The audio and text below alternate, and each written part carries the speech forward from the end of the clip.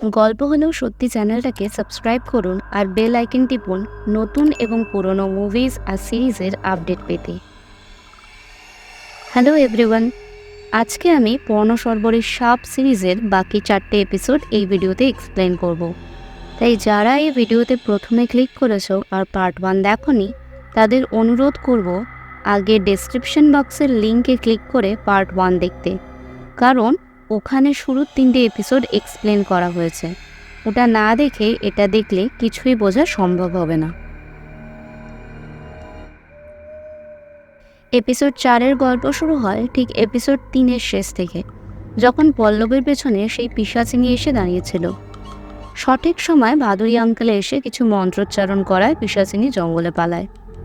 ওরা সবাই রিসর্টে ফিরলে ভাদুরী আঙ্কেল জানায় রাতে জঙ্গলে পল্লবের পেছনে যে দাঁড়িয়েছিল সে আসলে ডাকিনী, যাকে আমরা কালী ঠাকুরের আশেপাশে দেখে থাকি ডাকিনী যোগিনী হিসেবে। যখন কোনো মানুষ দেবী শক্তির কোনো রুদ্ররূপকে তান্ত্রিক মতে জাগরিত করে তোলে, তখন ডাকিনী যোগিনীও তার সঙ্গে আসে, যারা সত্যি মানুষ ভক্ষণ করে। অমিয় ভাদুরী আঙ্কেলকে মন্ত্র জপ করে দেবীর রুদ্ররূপকে শান্ত করতে বলে, কিন্তু ভাদুরী আঙ্কেল জানেন না কোন রুদ্ররূপকে আসলে ডাকা হয়েছে, তাই এখন সেটা করা সম্ভব নয়। তবে মিতুলকে কোনো ডাকিনী পজেস করেনি, কারণ তাদের কোনো শরীরের দরকার হয় না। ওকে পজেস করেছে কোনো অশরীরী আত্মা। এমনকি মিতুলকে এখন এই চমকপুর গ্রাম থেকেও কোথাও নিয়ে যাওয়া যাবে না, কারণ মিতুলের এবং গ্রামের মানুষদের সবারই প্রাণ সংকটে পড়ে যাবে। ভাদুরী আঙ্কেল এটাও বলে মিতুল যে সিম্বল বা যন্ত্রটা এঁকেছিল সেটাই একমাত্র একটা সূত্র যেটা ধরে পুরো মামলার গভীরে যাওয়া সম্ভব। কিন্তু আপাতত ভাদুরী জানে না এই যন্ত্র কোন দেবীর পুজোতে ব্যবহার করা হয়।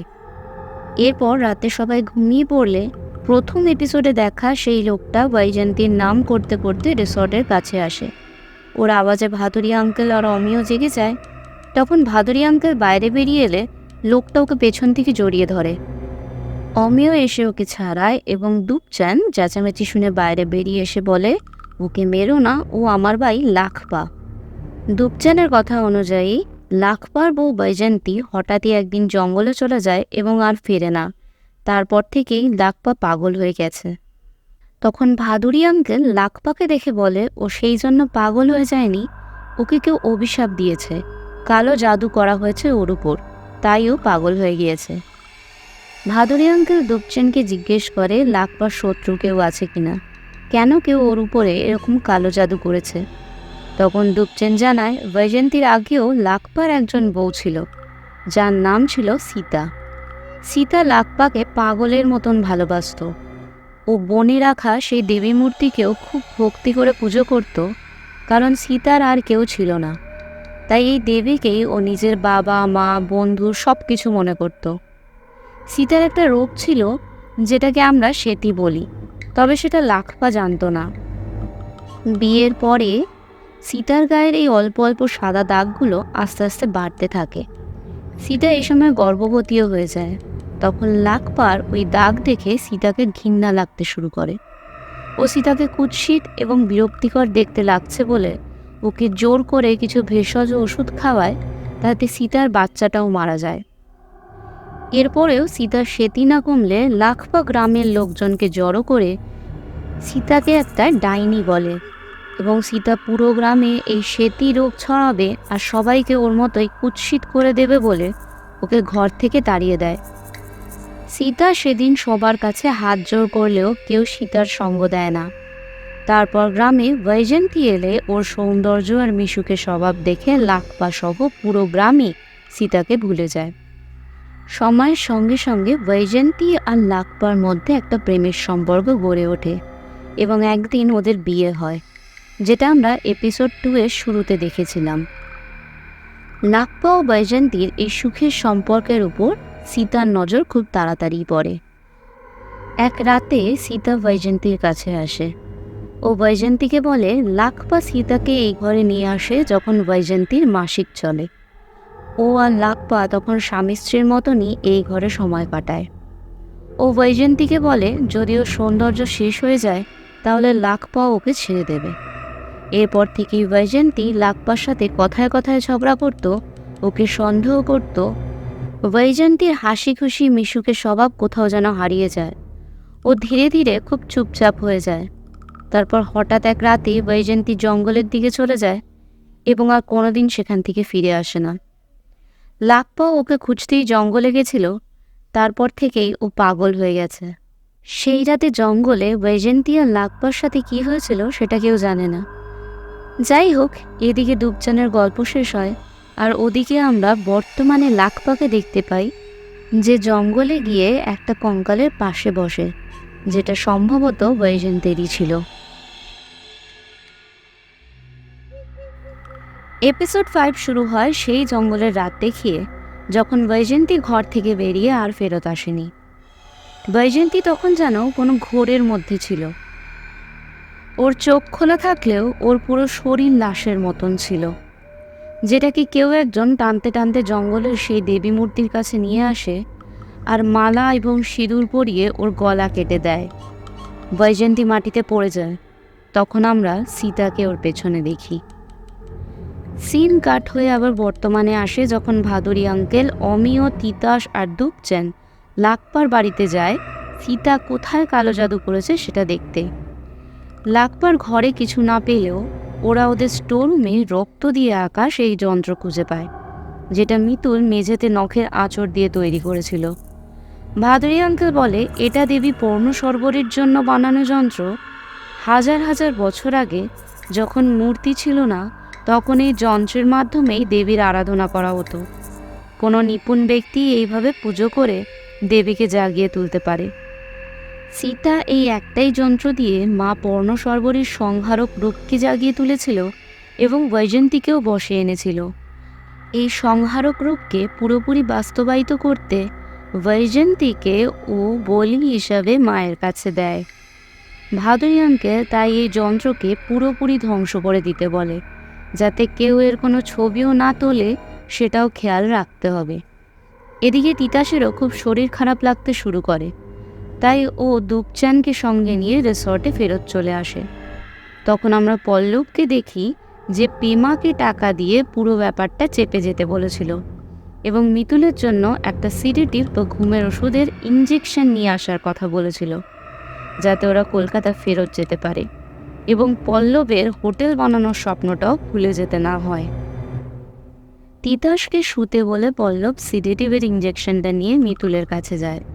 মিতুল কিছু না জিজ্ঞেস করেই ওকে হাত বাড়িয়ে দেয়, কিন্তু ইঞ্জেকশনের সোচ মিতুলের চামড়া ভেদ করতে পারে না। তখনই মিতুলের মাথা পুরো পিঠের দিকে ঘুরে যায় আর ও পল্লবের গলা টিপে ধরে। মিতুল আবার ওকে ডাক বলে চিৎকার করতে থাকে। তখন তিতাস এসে মিতুলকে বলে পল্লবকে ছাড়তে। ঠিক সেই সময় মিতুলের যেন একটু চৈতন্য ফিরে আসে আর ও খাটের তলায় লুকিয়ে পড়ে। মিতুল তক্ষুনি ওর হাতের রুমালটা তিতাসের দিকে ছুঁড়ে দেয়। তিতাস ভাদুরী আঙ্কেলকে ওই রুমালটা দেখে জিজ্ঞেস করে মিতুল ওটা আগে কেন দিল না। তখন ভাদুরী বলে এটা আসলে বৈজয়ন্তী তোমাকে দিয়েছে, কারণ ওরা যখন লাকপার স্টোররুমে ওই যন্ত্রটা জ্বালিয়ে দিয়েছিল, তখনই বৈজয়ন্তী সীতার বশীকরণ থেকে মুক্তি পেয়েছে। এখন বৈজয়ন্তীর একটাই লক্ষ্য, সীতাকে ডেকে এনে ওর থেকে প্রতিশোধ নেওয়া। এবার অমিয়, পল্লব আর ভাদুরী আঙ্কেল পুলিশের সাহায্য নিয়ে সীতাকে খুঁজে বের করার চেষ্টা শুরু করে।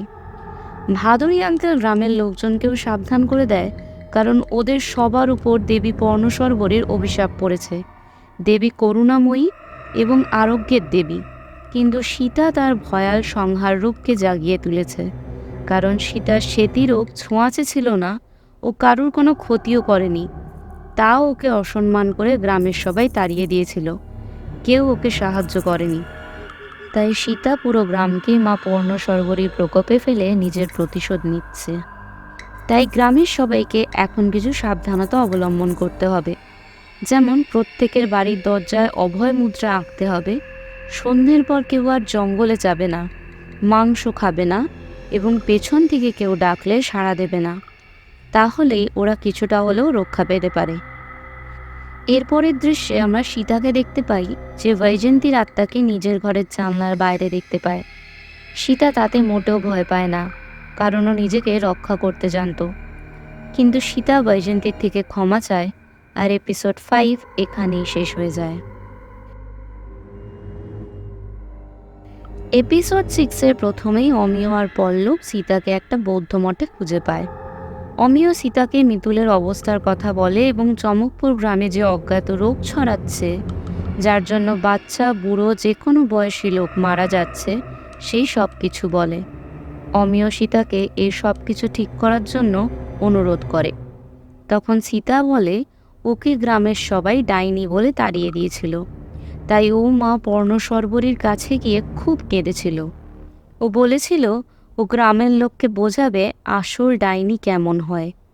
সীতা লাকপাকে পাগলের মতন ভালোবেসেছিল, তাই ও ঠাকুরের সামনে কেঁদে বলেছিল যেন লাকপাও নিজের ভালোবাসার জন্য পাগল হয়ে যায়।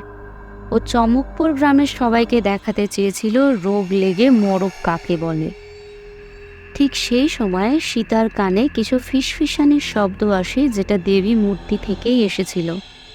সীতার কথা অনুযায়ী মা পর্ণশর্বরী নিজেই তার রুদ্ররূপকে জাগিয়ে তুলতে বলেছিল, কিন্তু সীতা এই পুজোর বলির নিয়ম জানত না। এই পুজোতে যাকে বলি দেওয়া হয় তাকে কখনোই বশীকরণ করে বলি দেওয়া যায় না। যদি স্বইচ্ছায় কোনো মানুষ নিজেকে বলি দিতে চায় তবেই পুজো সম্পন্ন হবে। কিন্তু সীতা বৈজয়ন্তীকে বশীকরণ করে বলি দিয়েছিল, তাই বৈজয়ন্তীর আত্মা মুক্তি পায়নি আর পুজো ঠিকভাবে সম্পন্ন হয়নি। কিন্তু সীতা চমকপুরের লোকজনকে ক্ষমা করবে না এবং ওদের রক্ষা করার জন্য কিচ্ছু করতে পারবে না। অমিয় তখন মিতুলের জন্য সীতার পা ধরে অনুরোধ করে, কারণ মিতুলের এতে কোনো দোষ ছিল না। মিতুলকে ছাড়া অমিয় বাঁচতে পারবে না বলে এবং ওর সামনেই বাচ্চা ছেলের মতন কাঁদতে থাকে। অমিয়র মৃতুলের প্রতি ভালোবাসা দেখে সীতারও মন গলে যায়, তাই ও ওদেরকে সন্ধেবেলা ওকে নিতে আসতে বলে। এদিকে ভাদুরী বলে বৈজয়ন্তীর আত্মা বশীকরণ থেকে বেরিয়ে এলেও ও মুক্তি পায়নি, আর যতক্ষণ না এই সাপ মোচন হবে ততক্ষণ বৈজয়ন্তী মুক্তি পাবে না। ততক্ষণ ওর মাথায় শুধু সীতার থেকে প্রতিশোধ নেওয়ার কথা ঘুরবে, আর এই সব কিছুতে পিষে যাবে মিতুল। তাই যেভাবেই হোক সীতাকে টেনে আনতেই হবে মিতুলের কাছে। ভাদুরী আরও বলে প্রত্যেকটা মানুষের উপরই মানসিক, শারীরিক, আধ্যাত্মিক এবং আবেগের একটা আস্তরণ থাকে, যেটা আমাদেরকে রক্ষা করে। সেরকমই মা পর্ণশর্বরী, যিনি অরণ্যের দেবী, তার শরীরেও ওই শ্যাওলার একটা আবরণ বা আস্তরণ ছিল, যেটাকে মিতুল যখন অজান্তে ওর রুমাল দিয়ে পরিষ্কার করেছিল তখন ওর আধ্যাত্মিক আবরণটাও সরে যায় এবং বৈজয়ন্তী ওকে সহজেই ভর করে বসে। সন্ধেবেলা অমিয় আর পল্লব আবার সীতাকে আনতে গেলে ও একটা চিঠি পায় সীতার তরফ থেকে, যেখানে লেখা ছিল সীতা ওর মন বদলে নিয়েছে, কারণ ওদের চলে যাবার পর পল্লব আবার সীতার কাছে এসেছিল ওকে নিশ্চিত করে বলতে যেন ও মিতুলকে ঠিক করে দেয়। তার বদলে একটা ফ্ল্যাট আর টাকা সবই পল্লবকে দেবে। সীতার টাকা পয়সার লোভ ছিল না, তাই ও আর মিতুলকে সাহায্য করতে যাবে না ঠিক করেছে। এরপর অমিয় মারাত্মক রেগে যায় আর পল্লবকে ঘুরিয়ে একটা চড় মারে। রিসর্টে ফিরেও পল্লবকে সবাই কথা শোনায়, কারণ সীতাই একমাত্র উপায় ছিল মিতুলকে ভালো করার। এবার গ্রামে ছোট ছোট বাচ্চারাও মারা যাচ্ছিল, তাই ভাদুরী ঠিক করে কিছু একটা করে গ্রাম আর মিতুলকে বাঁচাবেই। সিন কাট হয়ে লাকপাকে দেখানো হয় যে প্রথমবার সীতার কথা ভেবে কাঁদে, ও নিজের দোষের অনুশোচনা করে, আর এপিসোড 6 এইভাবেই শেষ হয়।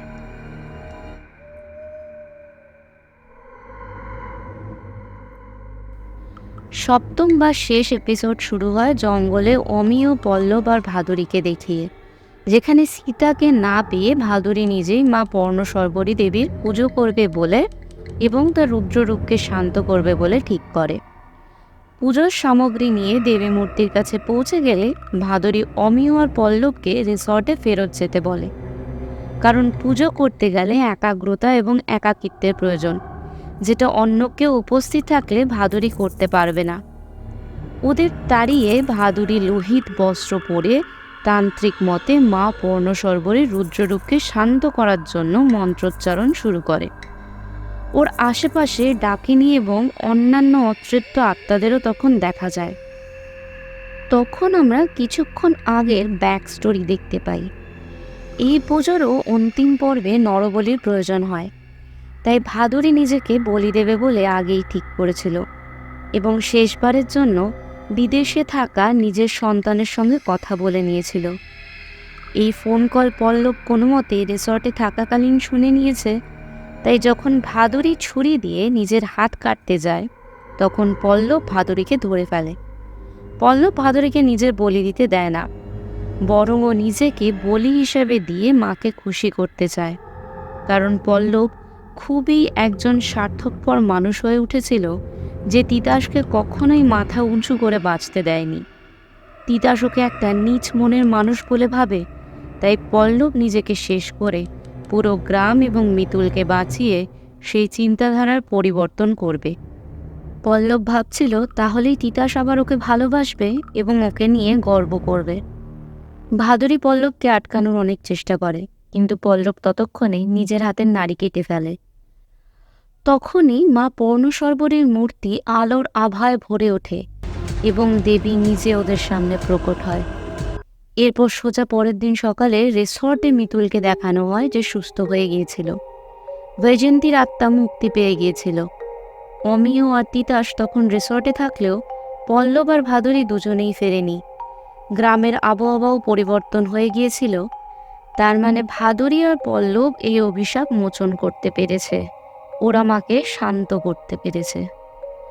অমিয়, তিতাস এবং পেমা তখনই ওদেরকে খুঁজতে জঙ্গলে মা পর্ণসর্বরীর মূর্তির কাছে আসে। ভাদুরী আর পল্লব ওখানেই অজ্ঞান হয়ে পড়েছিল। ওদেরকে জাগিয়ে তুললে দেখা যায় পল্লবের হাতের কাটা দাগও ছিল না এবং ভাদুরী আঙ্কেলও লাঠি ছাড়াই দাঁড়াতে পারছিলেন। আসলে বলি কথার অর্থ সবসময় প্রাণের বলি হয় না, মানুষের ভিতরের পিশাচ মানে স্বার্থ, লোভ, কাম, অর্থ, মোহ, অহংকার এসবেরও বলি হয়।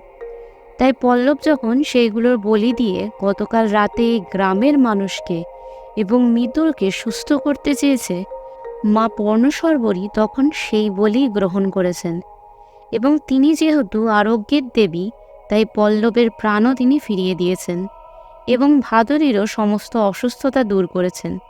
সাথে মিতুল এবং গোটা গ্রামও সুস্থ হয়েছে। তখনই দুপচান ঘরে আসে আর বলে লাখপা আগের রাতে মারা গেছে, কারণ যখন অভিশাপ উঠে গিয়েছিল তখন বৈজয়ন্তীর আত্মা লাখপার কাছে গিয়েছিল। লাখপা বৈজয়ন্তীকে ছাড়া এমনিও পাগল হয়ে যাচ্ছিল, তাছাড়াও সীতার সাথে করা অন্যায়ের অনুশোচনা লাখপাকে কুড়ে কুড়ে খেতে শুরু করেছিল। তাই লাখপা সুইসাইড করে এবং দেবীও ওকেই বলি হিসাবে বেছে নেয়। এরপর যখন লাখপার ক্রিয়াকর্ম হচ্ছিল তখন আমরা দেখি ভাদুরীর কাছে একটা ফোন আসে, যেখানে কেউ একজন বলে যে তার ছেলে 6 বছর আগে মারা গিয়েছিল কিন্তু আবার ফিরে এসেছে। আর ব্যাস, এইভাবেই শেষ হয় পর্ণসর্বরীর সাপ ওয়েব সিরিজের গল্প। তাহলে বন্ধুরা, কেমন লাগলো তোমাদের এই সিরিজের এক্সপ্লানেশন সেটা প্লিজ কমেন্ট সেকশনে জানাও। তোমাদের কমেন্ট পড়তে এবং তার রিপ্লাই করতে আমারও ভালো লাগবে। গল্প ভালো লাগলে একটা লাইক দিও। আবারও খুব তাড়াতাড়ি নেটফ্লিক্সের একটা স্ল্যাশার থ্রিলার সিরিজ নিয়ে আসবো, যেটা দেখার জন্য সঙ্গে থেকো। যাওয়ার আগে অনুরোধ করব চ্যানেলটাকে সাবস্ক্রাইব করতে এবং কন্টেন্ট ভালো লাগলে লাইকও করতে এবং বন্ধুদের সঙ্গে শেয়ার করতে। আজ তবে এটুকুই। Thanks for watching.